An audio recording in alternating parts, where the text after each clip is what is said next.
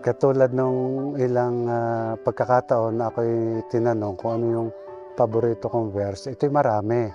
Pero ika nga sa ngayon ang naalala ko ay yung, verse na matatagpuan sa Filipos chapter 4 verse 13. Nasabi dito, ang lahat ng mga ito ang may sabi is Pablo.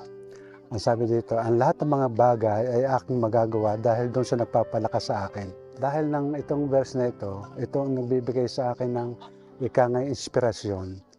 Dahil nakita ko sa buhay ni Pablo na sa isang tao na umaasa at humihingi ng lakas sa Diyos, kapag kakasama mo ang Diyos ay kaya mong panagumpayan yan. Yun lang.